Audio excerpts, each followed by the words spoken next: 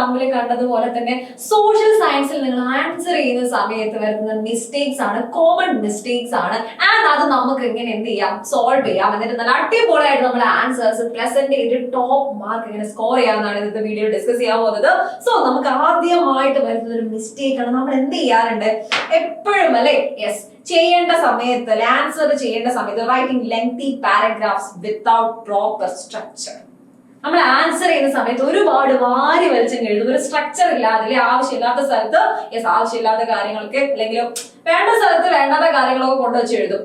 Okay, അതായത് writing long unstructured answers, നമ്മൾ ആവശ്യമില്ലാതെ ലെങ്തി ആൻസേഴ്സ് എന്ത് ചെയ്യുന്നുണ്ട്, ആവശ്യമില്ലാത്ത സ്ഥലങ്ങളിൽ എഴുതുന്നുണ്ട്. ഓക്കെ, ഈ മിസ്റ്റേക്ക് നമുക്ക് എങ്ങനെ എന്ത് ചെയ്യാം, എങ്ങനെ സോൾവ് ചെയ്യാം? ഇതിന്റെ സൊല്യൂഷൻ എന്ന് പറയുന്നത് നമുക്ക് ചെയ്യാൻ പറ്റുന്ന കാര്യമാണ് ഈ ലോങ് അല്ലെ വാരി വലിച്ച് എഴുതുന്നതിന് പകരം പോയിന്റ് വൈസ് ആയിട്ട് കൃത്യമായിട്ട് സ്ട്രക്ചേർഡ് ആയിട്ടുള്ള ഒരു ആൻസർ നിങ്ങൾ എന്ത് ചെയ്യുക, പ്രസന്റ് ചെയ്യുക അല്ലെ. Use point wise format. Even 3 മാർക്സിനാണെങ്കിലും 5 മാർക്സിനാണെങ്കിലും ഓക്കെ, നമുക്കറിയാം ഒരു ലൈക്ക് ഒരു ഷോർട്ട് ആൻസർ അല്ലെങ്കിൽ ലോങ് ആൻസർ ടൈപ്പ് ക്വസ്റ്റ്യൻ ആണെങ്കിൽ പോയിന്റ് വൈസ് ആയിട്ട് നമ്മൾ എന്ത് ചെയ്യാം, ആൻസർ ചെയ്യാൻ ട്രൈ ചെയ്യാം.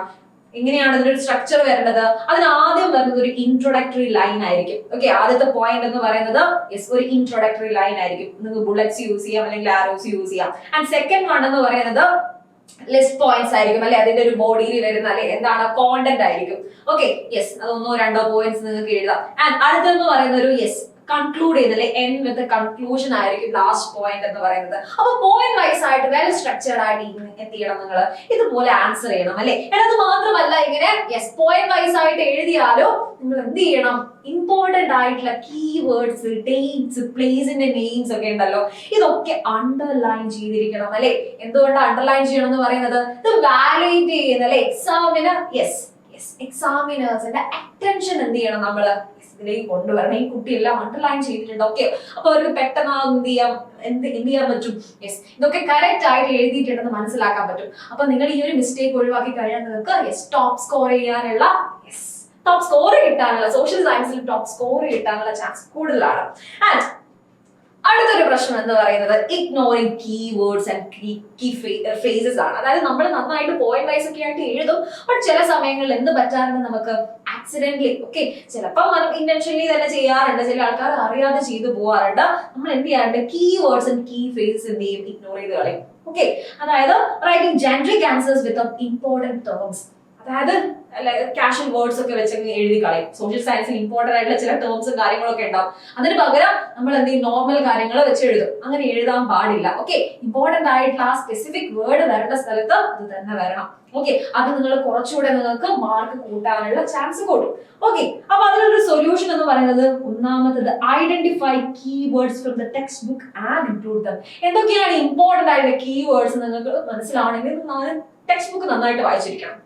ഓക്കെ, ടെക്സ്റ്റ് ബുക്ക് വായിച്ചു കഴിഞ്ഞാൽ തന്നെ ഓക്കെ, നമ്മൾ ചാപ്റ്റർ വായിക്കുന്ന സമയത്ത് ഒരു ടെക്സ്റ്റ് ബുക്ക് വായിച്ചു കഴിഞ്ഞാൽ തന്നെ ഫോർ എക്സാമ്പിൾ എന്താണ് പ്രൈവറ്റൈസേഷൻ, അർബനൈസേഷൻ, ഇങ്ങനെ പോലെയുള്ള ഒരുപാട് കീവേഡ്സും കാര്യങ്ങളൊക്കെ ഉണ്ട്. ഇതൊക്കെ നമുക്ക് ഈ ഒരു ടേമും കാര്യങ്ങളൊക്കെ നിങ്ങൾക്ക് കിട്ടണമെങ്കിൽ ടെക്സ്റ്റ് ബുക്ക് വായിക്കണം. ഫോർ എക്സാമ്പിൾ ഡിസ്ഗ്യൂസ്ഡ് അൺഎംപ്ലോയ്മെന്റ്, ആ ഒരു ടേം കറക്റ്റ് കിട്ടണമെങ്കിൽ അതൊരു കീവേഡ് ആണ്. ഓക്കെ, അതങ്ങനെ തന്നെ വായിക്കണം, അങ്ങനെ തന്നെ നിങ്ങൾ ഗ്രാസ്പ് ചെയ്യണം. ആൻഡ് അടുത്തത് for example answering about democracy. Okay, ഡെമോക്രസിനെ പറ്റി നമ്മൾ ഒരു ആൻസർ ചെയ്യുന്ന സമയത്ത് use words like participation, okay yes participation, accountability, representation, ഒക്കെ എന്താണ് കീവേഡ്സ് ആണ്. ഓക്കെ, അപ്പൊ ഈ കാര്യങ്ങളൊക്കെ അങ്ങനെ തന്നെ എഴുതണം. ഇതിന് നമ്മൾ യെസ് വേറെ എന്താണ് യെസ് വേറെ വേർഡ്സ് ഒന്നും യൂസ് ചെയ്തിട്ട് കാര്യമില്ല. ഈ വേർഡ്സ് ഒക്കെ നിങ്ങൾ എന്ത് ചെയ്യണം, അങ്ങനെ തന്നെ എഴുതിയിരിക്കണം. ഓക്കെ, അത് മാത്രമല്ല ഈ കീവേഡ്സ് നമ്മൾ തൊട്ട് മുന്നേ പറഞ്ഞാണ് പോയിന്റ് വൈസ് എഴുതുന്ന സമയത്ത് യെസ് അണ്ടർലൈൻ ചെയ്യണം അല്ലെ. ഈ കീവേഡ്സ് ഒക്കെ നമ്മൾ എന്ത് ചെയ്യണം, അണ്ടർലൈൻ അല്ലെങ്കിൽ ഹൈലൈറ്റ് ചെയ്യണം. ഓക്കെ, ഹൈലൈറ്റ് ചെയ്യണം. ഓക്കെ, അപ്പൊ രണ്ടാമത്തെ മിസ്റ്റേക്ക് നമുക്ക് ഇങ്ങനെയാണ് സോൾവ് ചെയ്യാൻ പറ്റുക. ഇനി അടുത്തൊരു മിസ്റ്റേക്ക് ആണ് നമ്മൾ എപ്പോഴും വരുന്ന ഒരു common mistake, not writing according to the mark allotted അല്ലെ. 1 മാർക്കിന്റെ ക്വസ്റ്റ്യൻ നമ്മൾ വാരി വലിച്ചെഴുതും, 2 മാർക്കിന്റെ 3 മാർക്കിന്റെ 3 മാർക്സ് 4 മാർക്സിനുള്ള ലോങ് ആൻസർ ടൈപ്പ് ക്വസ്റ്റ്യൻ നമ്മൾ എന്ത് ചെയ്യില്ല, ഒരുപാട് എഴുതില്ല. അങ്ങനത്തെ മിസ്റ്റേക്ക് പലരും വരുത്താറുണ്ട്. ഓക്കെ, ഇതെന്ന് പറയുന്നത് നമ്മൾ ടൈമിനെയും ഒരുപാട് കൺസ്യൂം ചെയ്യാറുണ്ട് അല്ലെ. യെസ്, അപ്പൊ ഇത് നമുക്ക് എങ്ങനെ സൊല്യൂഷൻ, എന്താണ് ഇതിനുള്ള സൊല്യൂഷൻ എന്ന് പറയുന്നത്, yes writing too much for 1 mark അല്ലെ. 1 മാർക്ക് നമ്മൾ വാരി വലിച്ചെഴുതുന്നതിന് പകരം എന്ത് ചെയ്യുക, 1 മാർക്ക് ഇൻ 1 ലൈൻ ആൻസർ മതി. 1 മാർക്കിന് ഒറ്റ ലൈൻ നിങ്ങൾ ആൻസർ എഴുതിയാൽ മതി. അപ്പൊ 3 മാർക്സിന്റെ ഒരു ക്വസ്റ്റ്യനോ, 3 മാർക്സിന് നിങ്ങൾക്ക് 3 പോയിന്റ്സ് ഇമ്പോർട്ടന്റ് ആയിട്ടുള്ള ആൻസറിന് ഒരു ആൻസർ ചെയ്യാൻ പറ്റിയ 3 ഇമ്പോർട്ടന്റ് പോയിന്റ്സ് എന്ത് ചെയ്യുക, 3 വാലിഡ് പോയിന്റ്സ് നിങ്ങൾക്ക് എഴുതാം. And 5 മാർക്സിനാണെങ്കിൽ 5 to 6.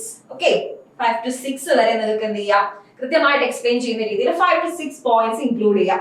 ഓക്കെ, ആൻഡ് അത് മാത്രമല്ല നിങ്ങൾ ഓർത്തിരിക്കണം വേർഡ് ലിമിറ്റ് അല്ലേ.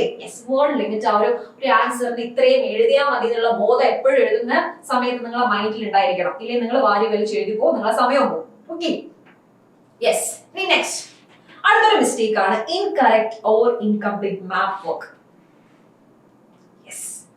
നമുക്ക് ജോഗ്രഫിയിലാണെങ്കിലും അല്ലെങ്കിൽ ഹിസ്റ്ററിയിലാണെങ്കിലും ഒരുപാട് മാപ്പ് ക്വസ്റ്റ്യൻസ് വരാറുണ്ട്. ഓക്കെ, അപ്പൊ ഈ മാപ്പ് ക്വസ്റ്റ്യൻസ് വരുന്ന സമയത്ത് എല്ലാവരും ഇതിന്റെ ഒരു question answer may be previous year ക്വസ്റ്റ്യൻസും അല്ലെ ഓരോ കാര്യങ്ങളൊക്കെ റെഫർ ചെയ്ത് ഒരുപാട് സോഴ്സ് ഒക്കെ റെഫർ ചെയ്ത് ക്വസ്റ്റ്യൻ ആൻസർ നമ്മൾ പഠിക്കും അല്ലെ. ഇത് മാർക്ക് ചെയ്യാൻ പലപ്പോഴും ആൾക്കാർക്ക് അറിയാതെ പോകും. ഫോർ എക്സാമ്പിൾ ബേസിക് ആയിട്ടുള്ള സ്റ്റേറ്റ്സ് അല്ലേ, അതിന്റെ ക്യാപിറ്റൽ എവിടെയാണ്, മേജർ സിറ്റീസ് എവിടെയാണെന്ന് പോലും അറിയാത്ത ആൾക്കാരുണ്ട്. പക്ഷെ അതിന്റെ ക്വസ്റ്റ്യന്റെ ആൻസർ അറിയാം, ഇതെവിടെ മാർക്ക് ചെയ്യണം എന്ന് അറിയില്ല. അങ്ങനെയുള്ള പലതരത്തിലുള്ള ഇഷ്യൂസ് മാപ്പ് ലൊക്കേറ്റ് ചെയ്യുന്ന സമയത്ത് അല്ലെങ്കിൽ ഒരു മാപ്പ് വർക്ക് വരുന്ന സമയത്ത് നിങ്ങൾക്ക് ഉണ്ടാവാറുണ്ട്. അപ്പോൾ ഇതെങ്ങനെ സോൾവ് ചെയ്യാം? അങ്ങനെ ചെയ്യാൻ പറ്റുന്ന ഒരു കാര്യമാണ് പ്രാക്ടീസ് ചെയ്യാം. മാക്സിമം എന്ത് ചെയ്യുക, മാപ്പ് ക്വസ്റ്റ്യൻസ് അല്ലെ പ്രീവിയസ് ഇയർ അല്ലെ പാസ്റ്റ് ഇയർ നിങ്ങൾ ചോദിച്ചുള്ള ക്വസ്റ്റ്യൻസ് എന്ത് ചെയ്യുക, പ്രാക്ടീസ് ചെയ്യുക. മാപ്പ് വർക്ക്സ് മാക്സിമം പ്രാക്ടീസ് ചെയ്യുക. Okay, use A sharp pencil and label correctly. കൃത്യമായിട്ട് അത് ലേബിൾ ചെയ്ത് തന്നെ പ്രാക്ടീസ് ചെയ്ത് തന്നെ പഠിക്കുക. എങ്കിൽ മാത്രമേ മാപ്പ് ക്വസ്റ്റ്യൻ എന്ത് ചെയ്യുള്ളൂ, കറക്റ്റ് മാർക്ക് കിട്ടുള്ളൂ. ഈസി ആയിട്ട് മാർക്ക് സ്കോർ ചെയ്യാൻ പറ്റുന്ന ഏരിയയാണ് മാപ്പ് വർക്ക് എന്ന് പറയുന്നത്. ഓക്കെ, അപ്പൊ അത് നന്നായിട്ട് പഠിച്ചു കഴിഞ്ഞാൽ നിങ്ങൾക്ക് അടിപൊളിയായിട്ട് പെട്ടെന്ന്, കാരണം അത്രയും ടൈം വേണ്ട നമുക്ക് മാപ്പ് വർക്കിന് അല്ലെ. നമുക്ക് ഇലാബറേറ്റ് ചെയ്ത് എഴുതേണ്ട ആവശ്യമില്ല, നമുക്ക് ജസ്റ്റ് ഒന്ന് ലൊക്കേറ്റ് ചെയ്താൽ മതി. അത്രയും ടൈം നമുക്ക് തരും. നമുക്ക് ടൈം അത്രയും കൺസ്യൂം ചെയ്യേണ്ടാത്ത അല്ലെ, ഇത്രയും സ്കോർ കിട്ടുന്ന ഒരു ഏരിയയാണ് മാപ്പ് വർക്ക് എന്ന് പറയുന്നത്. ആൻഡ് മാർക്ക് ചെയ്തതിനു ശേഷം ലാബിൽ ചെയ്തതിനു ശേഷം നിങ്ങൾ എന്ത് ചെയ്യണം, മാപ്പ് വർക്ക്സ് കൃത്യമായിട്ട് റീചെക്ക് ചെയ്യണം. ഓക്കെ, ഡബിൾ ചെക്ക് ചെയ്യണം. നിങ്ങൾ മാർക്ക് ചെയ്തൊക്കെ കറക്റ്റ് ആണോ, അല്ലെങ്കിൽ നിങ്ങൾ ഓപ്ഷൻ കൊടുത്തിട്ട് ഇപ്പൊ ചെന്നൈയിൽ പോയിട്ട് ഓക്കെ നിങ്ങൾ ചെന്നൈ കറക്റ്റ് ആയിരിക്കും ആൻസർ ചെയ്തത്, പക്ഷെ നിങ്ങൾ ഓപ്ഷൻ എ ആയിരിക്കും കൊടുത്തത്, ഓപ്ഷൻ ബിന്റെ ആൻസർ ആയിരിക്കും ചെന്നൈ. ഓക്കെ, അപ്പൊ അങ്ങനെ മാറിപ്പോയിട്ടില്ലല്ലോ. അപ്പൊ നിങ്ങൾ എന്ത് ചെയ്യണം, കൃത്യമായിട്ട് അത് ഡബിൾ ചെക്ക് ചെയ്യണം. ഓക്കെ, മാപ്പ് വർക്ക് ചെയ്യുന്ന സമയത്ത് നിങ്ങൾ വരുന്ന മിസ്റ്റേക്ക് നിങ്ങൾക്ക് ഇങ്ങനെ എന്ത് ചെയ്യാം, റിസോൾവ് ചെയ്യാം. ഓക്കെ, ഇനി അടുത്തൊരു mistake, forgetting to give examples in especially in geography and economics. Okay, എന്താണ് ജോഗ്രഫിന്റെ എക്കണോമിക്സിന്റെ കാര്യത്തിൽ ഈ ഒരു എക്സാമ്പിളിന്റെ ഒരു കാര്യം നിർബന്ധം എന്ന് പറയുന്നത്? നോക്കിയോ, writing theoretical answers without examples. അതായത് ജോഗ്രഫിയിലും എക്കണോമിക്സിലും ഒക്കെ നമ്മളൊരു ആൻസർ ചെയ്യുന്ന സമയത്ത് ഹിസ്റ്ററി പൊളിറ്റിക്കൽ സയൻസിനേക്കാൾ കുറച്ചുകൂടെ എക്സാമ്പിൾസ് വെച്ച് എഴുതാൻ നിങ്ങൾ എപ്പോഴും ട്രൈ ചെയ്യണം. ഓക്കെ, ഫോർ എക്സാമ്പിൾ നമ്മൾ മൾട്ടി പർപ്പസ് റിവർ വാലി പ്രോജക്റ്റിനെ പറ്റി ഒരു എസ്സേ അല്ലെങ്കിൽ ഒരു ലോങ് ആൻസർ ടൈപ്പ് ക്വസ്റ്റ്യൻ ചോദിക്കുകയാണെങ്കിൽ നിങ്ങൾ ഒരു ബക്രാൻ അങ്കിൾ അല്ലെ പ്രോജക്റ്റ് ഒക്കെ നിങ്ങൾ എന്ത് ചെയ്യണം, മെൻഷൻ ചെയ്യണം. എക്സാമ്പിൾ എഴുതിയിട്ട് അണ്ടർലൈൻ ഒക്കെ ചെയ്ത് കഴിഞ്ഞാൽ കുറച്ചുകൂടെ എക്സാമ്പിൾ വെച്ച് എഴുതുമ്പോഴത്തേക്ക് ഇത്തരത്തിലുള്ള എസ്പെഷ്യലി ജോഗ്രഫി ആൻഡ് എക്കണോമിക്സിൽ നിന്നും കുറച്ചുകൂടെ മാർക്ക് സ്കോർ ചെയ്യാൻ പറ്റും. ഓക്കെ, ഇനി അടുത്തൊരു mistake, not reading the question properly അല്ലെ. എടുത്ത് ചാടി എന്ത് ചെയ്യാം, നമ്മൾ ജസ്റ്റ് ഒരു ചിലപ്പോൾ ഒരു കീവേഡ് ഒക്കെ ആയിട്ടുണ്ടാവും, കണ്ടിട്ടുണ്ടോ, ഓക്കെ അതിതാണോ എന്ന് പറഞ്ഞ ചാടി കയറി ആൻസർ ചെയ്യുക.